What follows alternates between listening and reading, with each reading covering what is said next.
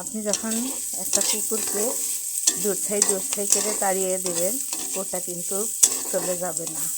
কুকুরটা মন খারাপ করে এক সাইডে গিয়ে দূরে কোথাও বসে থাকবে আপনারই মঙ্গলের জন্য, যাতে আপনার ক্ষতি কেউ করতে না পারে। আবার যখন কুকুরটাকে আপনি আপনার সুবিধার জন্য ডাকবেন, তখন দেখবেন সেই কুকুরটা সব ভুলে ছুটে আসবে, আপনার কাছে এসে দাঁড়াবে। এমনভাবে দাঁড়াবে যেন আপনার সুবিধার জন্যই ওর সৃষ্টি হয়েছে। একটা মেয়ে মানুষও এইরকম, সব মেয়ে মানুষগুলি এইরকম।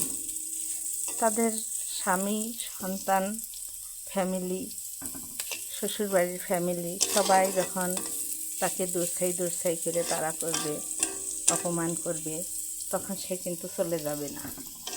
সে হয়তো নিরিবিলি একটা জায়গায় গিয়ে বসে বসে কফটা চোখের জল ফেলবে, সমস্ত যন্ত্রণা বুকের মধ্যে চেপে রাখবে।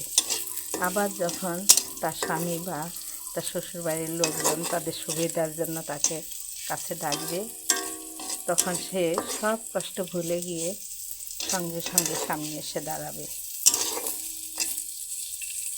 এই হলো মেয়ে মানুষের ধর্ম।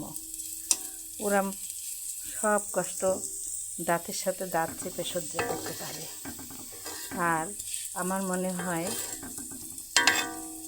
প্রতিটা নারী এই দাঁতের সাথে দাঁত চেপে শ্বশুরবাড়ির সব কিছু, স্বামীর সব কিছু ভুলে যেতে পারে বলেই ওরা এই পুরুষ শাসিত সমাজে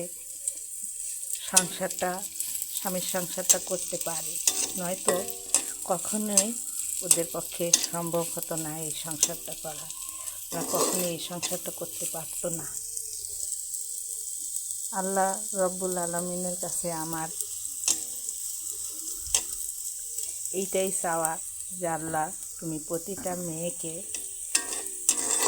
এই কষ্ট সহ্য করার মতো ধৈর্য, শক্তি সব কিছু দিও। সব কষ্ট যেন হাসি মুখে সহ্য করতে পারে সেই তৌফিক তুমি দান করো। আমিন।